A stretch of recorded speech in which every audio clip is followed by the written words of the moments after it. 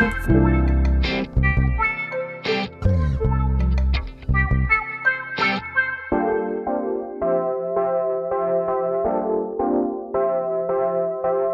galera! Meu nome é Daniel Machado, eu sou professor de matemática e escritor da coleção Revisaço da editora Juspódio. Sejam muito bem-vindos ao meu canal, em que eu resolvo questões de matemática e raciocínio lógico para ajudar você que está estudando para concurso público. E no vídeo de hoje eu venho atender a vários pedidos para fazer uma revisão, resolver questões da banca Instituto Axis voltado para o concurso da Guarda Civil Municipal daqui de Ribeirão Preto. Vocês estão preparados? Antes de mais nada, se inscreva no canal, deixe seu like e compartilhe esse vídeo para que ele possa chegar a mais pessoas. Se você gosta do canal, quer ser um apoiador dessa ideia, dá uma conferida aqui embaixo no botão Valeu Demais. Sem mais delongas, vamos para as questões? Questão de número 1, ela diz o seguinte: uma escola resolveu aplicar um teste com duas questões para um grupo de 200 alunos. Sabe-se que 50 alunos acertaram as duas questões, 100 alunos acertaram a primeira questão e que 90 alunos acertaram a segunda questão. O total de alunos que errou todo o teste é... Bom, o que nós temos nessa questão? Então, primeira coisa, foi aplicado esse teste e é um teste com duas questões. Eu vou estabelecer uma letra. Para a primeira questão, eu vou dizer que é a questão A e a segunda questão eu vou dizer que é a questão B. Para que isso? Só para eu conseguir fazer o diagrama de Venn e conseguir enxergar exatamente o que está acontecendo. Então, aqui a questão A, o conjunto das pessoas que acertaram a questão A, o conjunto das pessoas que acertaram a questão B, e nós temos a intersecção entre esses dois conjuntos. Também, eu vou desenhar aqui um retângulo que engloba essas duas questões, para eu poder representar aquelas pessoas que estão fora desses dois conjuntos, daqueles que acertaram a questão A e dos que acertaram a questão B. Bom, o que nós temos aí, por onde que eu vou começar, uma questão de diagrama de Venn, eu sempre começo por aquilo que eu tenho certeza, que é um dado único. Que no caso dessa questão, ele me deu a intersecção. Geralmente é o valor da intersecção, ou é o valor de quem está fora, ou é o valor que é só de um conjunto, que eu tenho certeza de onde eu vou colocar aqueles dados. Então, nesse caso, ele me deu a quantidade de pessoas que acertaram as duas questões. Então, são 50 alunos na intersecção. Depois, quantos acertaram a primeira questão? Ou quantos vão fazer parte do conjunto A? São 100 alunos que acertaram a primeira questão. Ora, se eu tenho 100 alunos dentro do conjunto A inteiro e eu já tenho que 50 está ali na intersecção, esses 50 eles já estão dentro do conjunto A. Então, estão faltando mais 50 alunos que só acertaram a questão A, ou a primeira questão. Vou fazer a mesma coisa para a segunda questão. 90 alunos acertaram a segunda questão. Mesmo raciocínio, eu já tenho 50, 50 para 90, estão faltando 40 alunos. Bom, quantos alunos eu já representei ali? Então, eu tenho 50, que é só do conjunto A, 50 da intersecção entre os dois e 40, que é só do conjunto B. Juntando tudo isso, nós vamos ter 5 mais 5, 10, 10 mais 4, 14. Nós temos já um total de 140 alunos representados nesse diagrama. Mas qual é o total? Ele me falou que o total é de 200 alunos. Ora, se eu tenho 200 alunos e 140 já estão representados no diagrama, estão faltando quanto? Estão faltando 60 alunos para serem representados ainda. E esses 60 alunos, eu só posso ter eles fora das duas questões. Então, 60 alunos são aqueles que não acertaram nem a primeira, nem a segunda questão. E 60 alunos nós temos na alternativa D de dado. Beleza? Conta para mim o que vocês acharam dessa questão. Vamos para a próxima.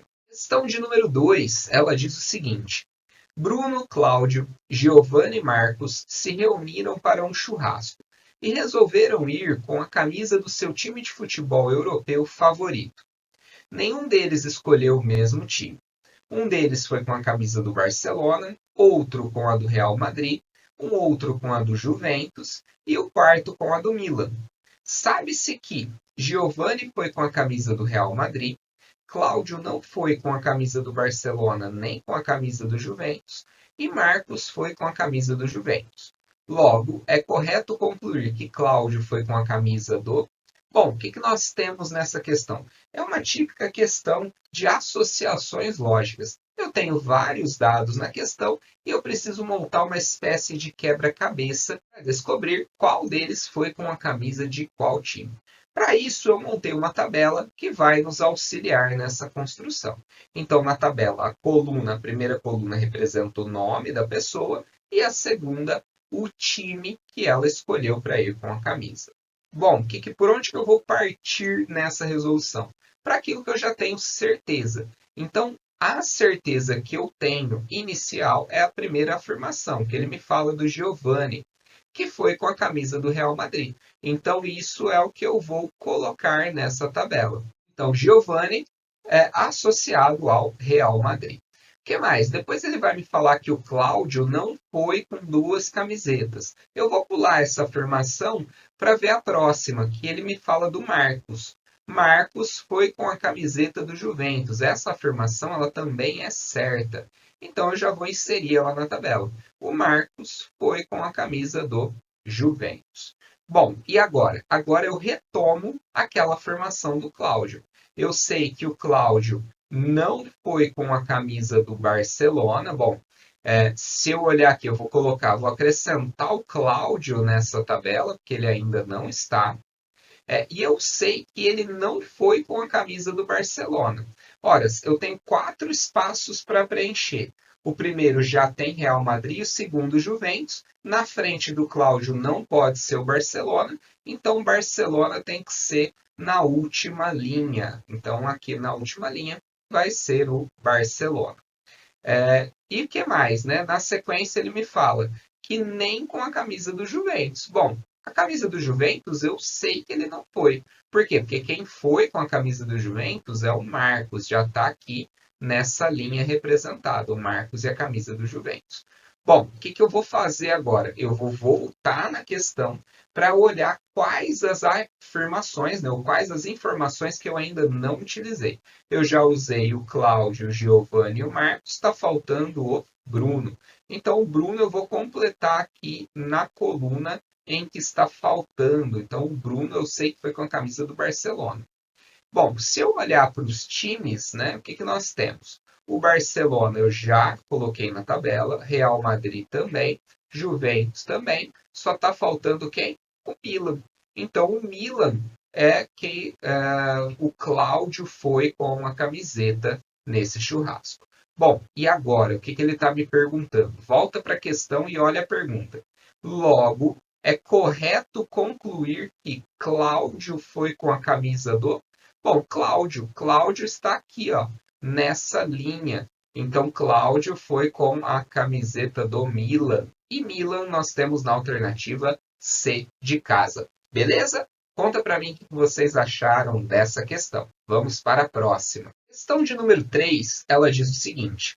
Arthur olhou o seu relógio e, ao ver a hora, achou que estava 3 minutos atrasado, mas na verdade ele está 12 minutos adiantado.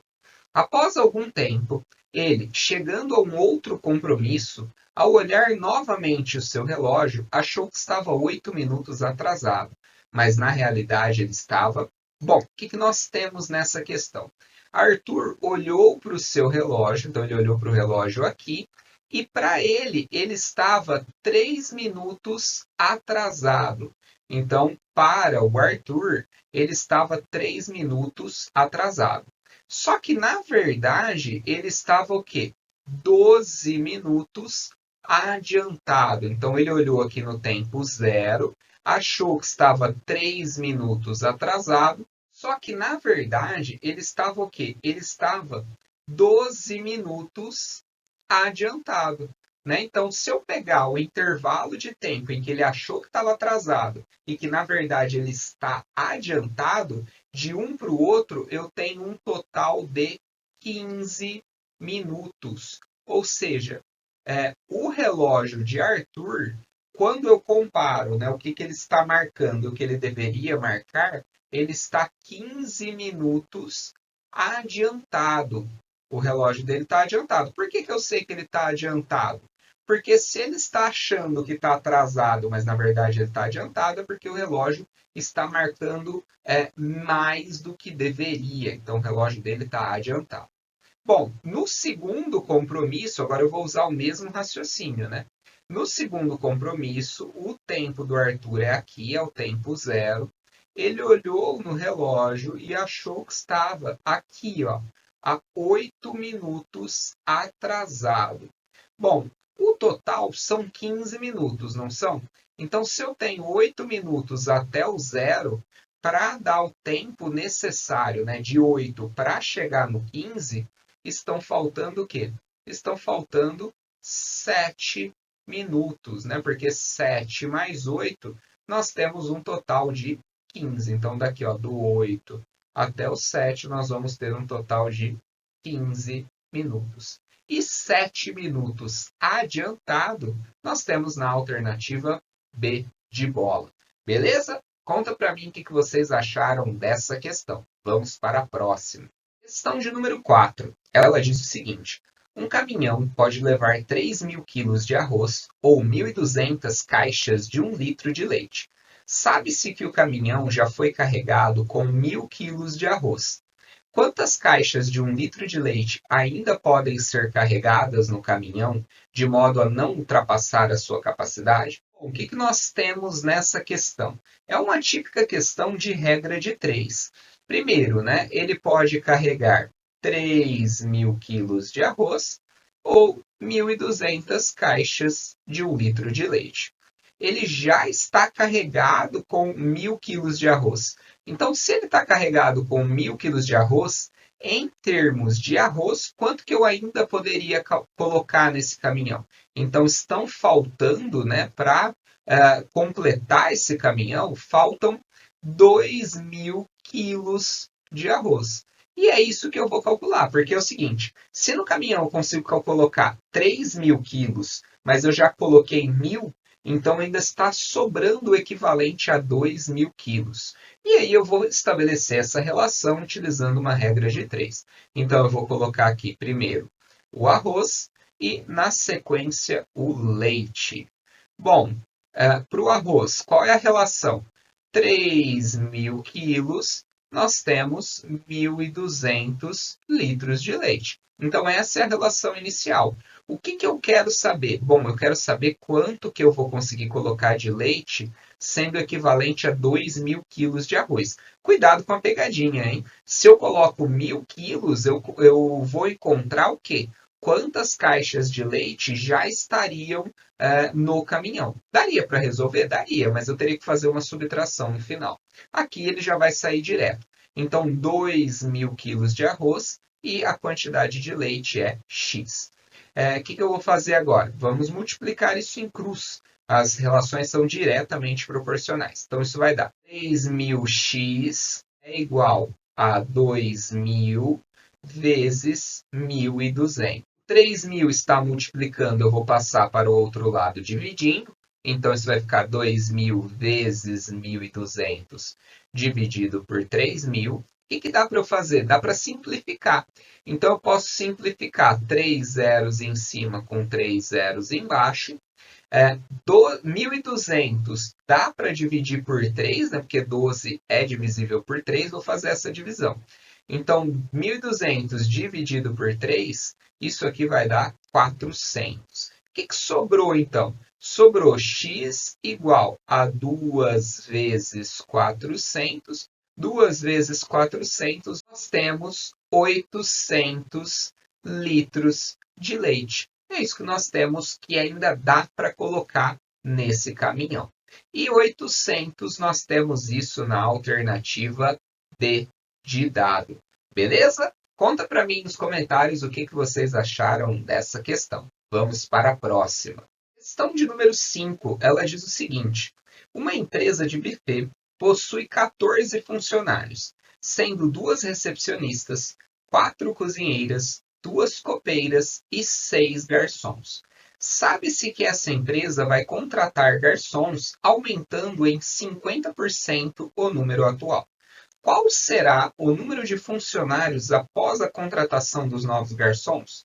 Bom, o que nós temos nessa questão? Então, primeira coisa, né, a empresa ela possui 14 funcionários no total, e ele me deu, né, que são 2 recepcionistas, me deu qual é a configuração dessa quantidade de funcionários. O importante nesse caso é entender que ele só vai contratar garçons. Então, para os garçons, nós temos o quê? 6 garçons. Hoje são 6 garçons. Para quanto que isso vai passar? Ou seja, vai aumentar 50%. Quanto que é 50% de 6? 50% de 6 é a metade, né? Então, esses 50% representam 3 garçons. Ou seja, 6 mais 3 vai passar a ser 9 a quantidade de garçons. Bom, então o que aumentou? Aumentou 3. Se eu pegar os 14 funcionários que nós temos inicialmente e acrescentar esses 3, que é o tanto que aumentou, né? Então 14 mais 3, nós vamos ter um total de 17 funcionários. E 17 funcionários, nós temos isso na alternativa A. Beleza? Conta para mim o que vocês acharam dessa questão. Vamos para a próxima. Questão de número 6. Ela diz o seguinte: a saturação é a quantidade de oxigênio que está circulando no sangue. A saturação é considerada normal quando está acima de 95%. Sabe-se que uma pessoa que estava com sintomas de infecção respiratória chegou à emergência do hospital às 9 da manhã com a saturação em 96%. E às 13 horas do mesmo dia, a sua saturação chegou a 90%. Qual foi o percentual de redução da saturação dessa pessoa entre as 9 e as 13 horas desse dia? Bom, o que nós temos nessa questão?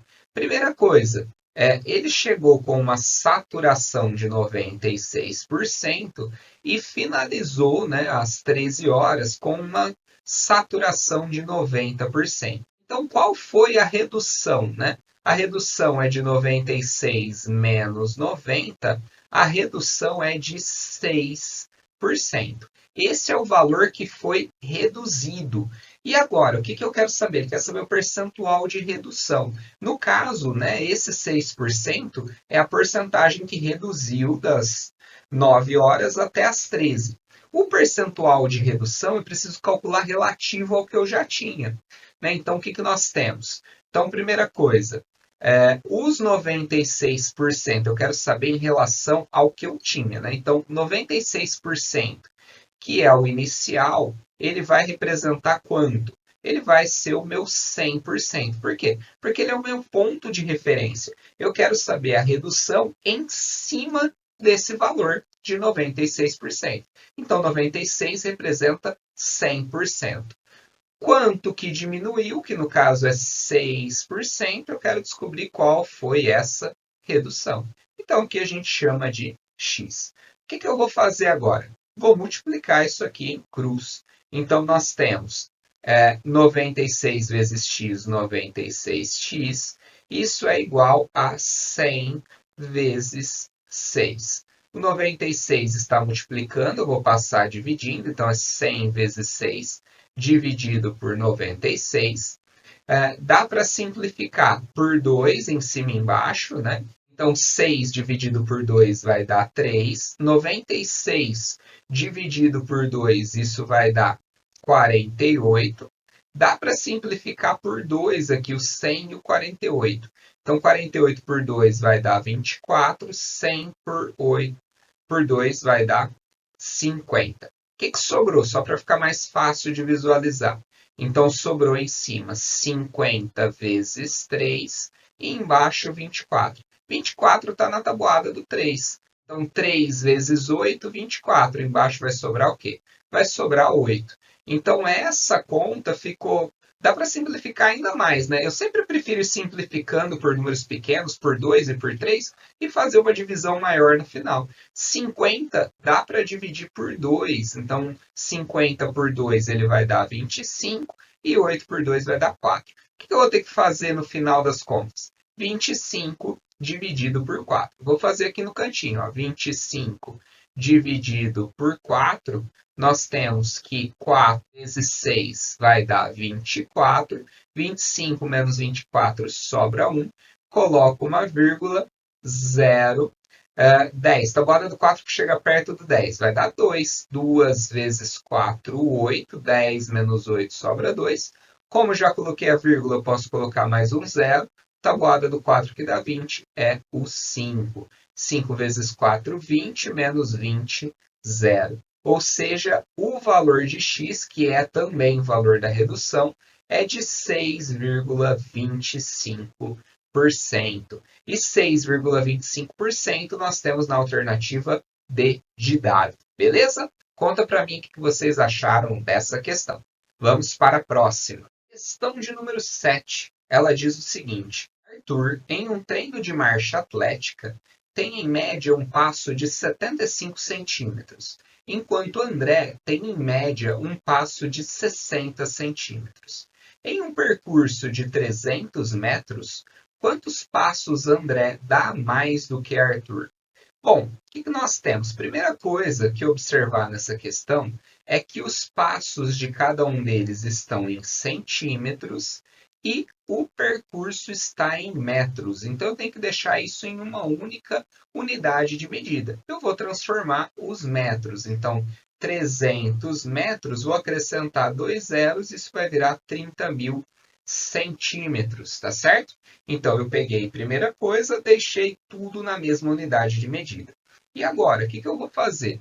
Eu vou descobrir quantos passos cada um deles dá nessa prova. Então, eu vou calcular isso para o Arthur e vou calcular isso para o André. Vou calcular isso para os dois. Como é que eu vou fazer isso? Se o Arthur ele tem o passo de 75 centímetros, então eu tenho que dividir 30.000 por 75.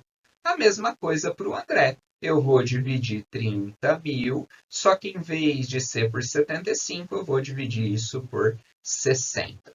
Bom, vou começar pelo André, que é mais fácil. Então, eu posso simplificar um zero de um lado com um zero de outro. O que sobrou? 3.000 dividido por 6. Então, eu vou juntar aqui o 3, isso vai dar 30.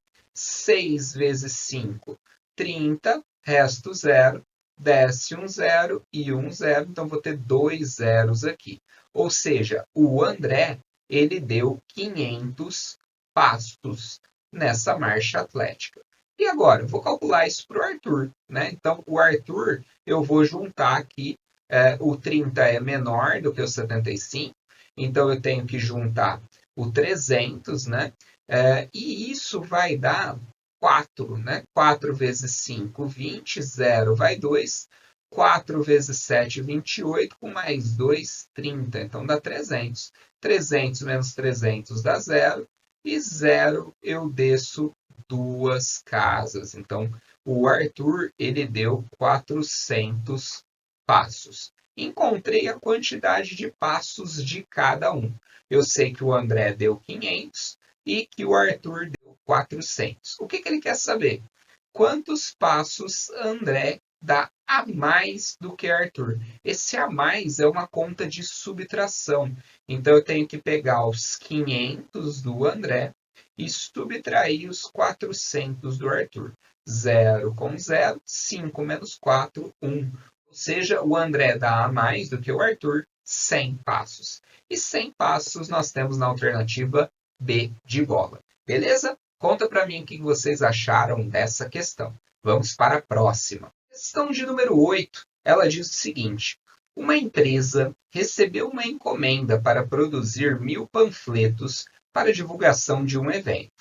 Para atender a esse pedido, a gráfica colocou em funcionamento as 6 impressoras idênticas que possuía.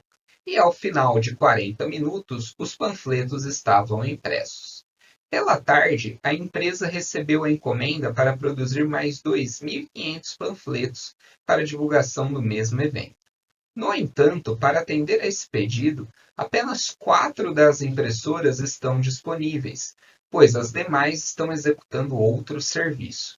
O tempo necessário para essa nova encomenda ser realizada é.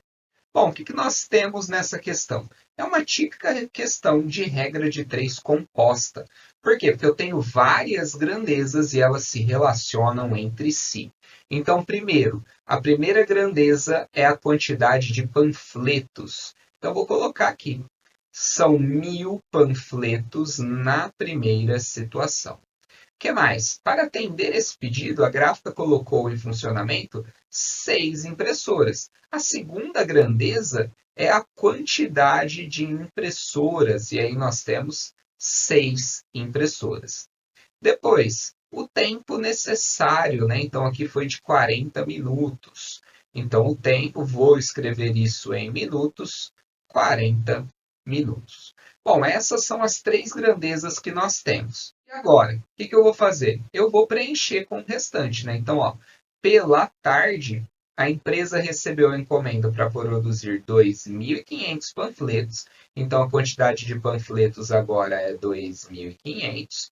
Apenas 4 das impressoras estão disponíveis. Então, nas impressoras, em vez de 6, nós temos 4. E o tempo é justamente o que eu quero encontrar. Então, essa é uma regra de três composta. Como que eu resolvo uma regra de três composta? A primeira coisa é fazer uma análise das grandezas. Então, eu vou na coluna em que está incógnita e faço uma seta. No caso, eu sempre faço essa seta para cima, como um ponto de referência. E agora eu vou comparar as outras grandezas com essa grandeza em que está incógnita. Lembrando que essa seta não significa que os valores estão aumentando de baixo para cima. É só uma referência para eu comparar o que acontece com uma em relação à outra. Então eu vou utilizar primeiro, eu vou analisar a quantidade de panfletos e o tempo. Bom, a pergunta que eu tenho que fazer é: se uma delas aumentar, o que acontece com a outra? Então, olha só, se eu aumento a quantidade de panfletos, eu vou precisar de mais ou menos tempo para produzir essa encomenda? Ora, se eu aumento a quantidade de panfletos, eu preciso de mais tempo. As duas aumentaram, então, na grandeza panfletos, a seta está no mesmo sentido, ela está para cima. Bom, vou fazer a mesma coisa na quantidade de impressoras. Se eu aumento a quantidade de impressoras que eu tenho trabalhando, o meu pedido ele vai demorar mais tempo ou menos tempo?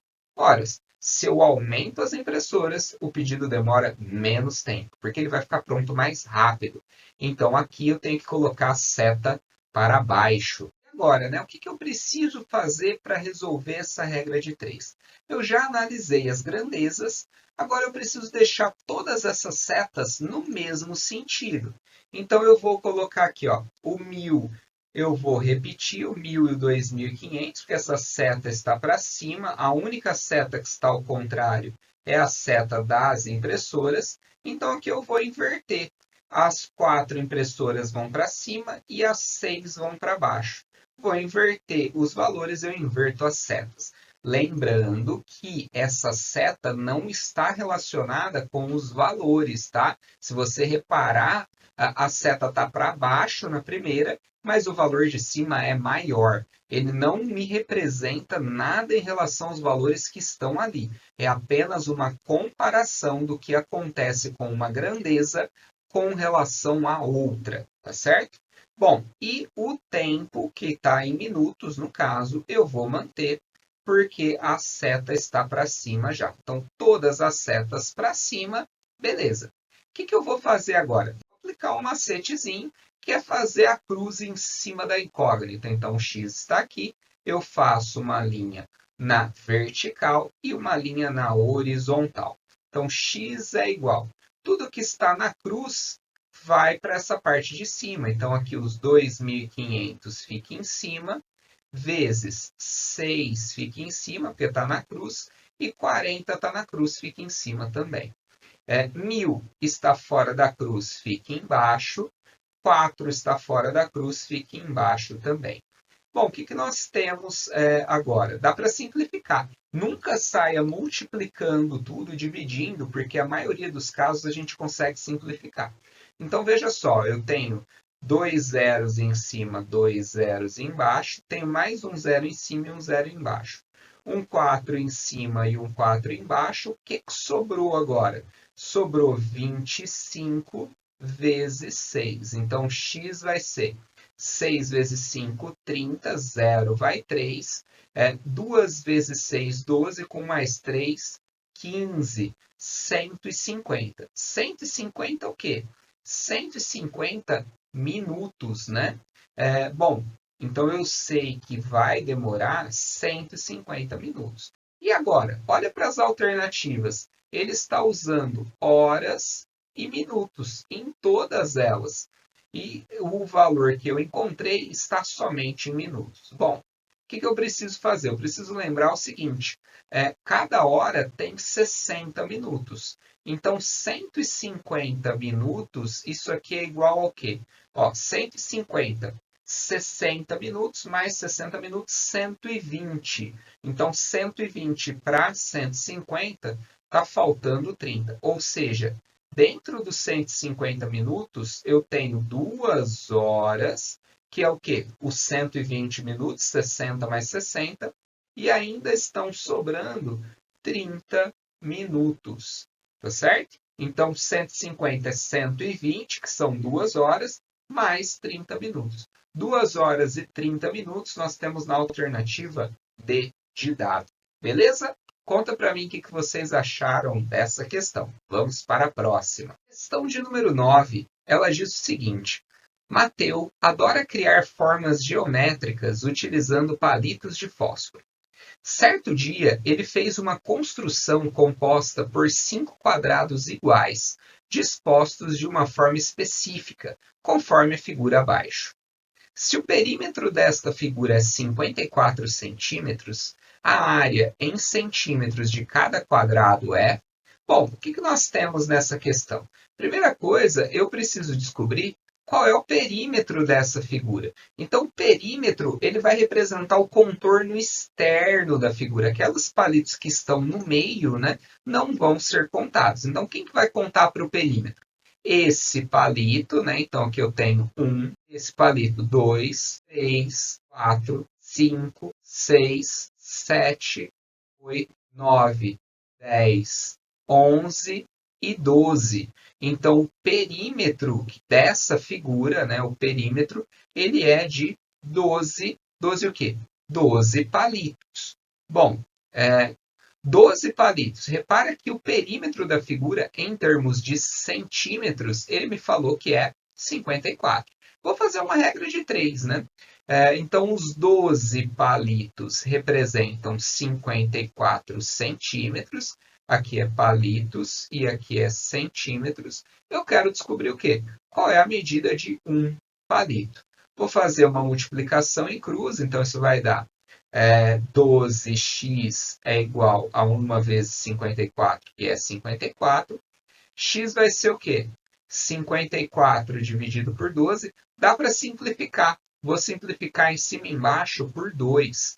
Então, 54 dividido por 2, isso vai dar 27. E 12 por 2, isso vai dar 6. Ou seja, o x é igual a 27 sextos.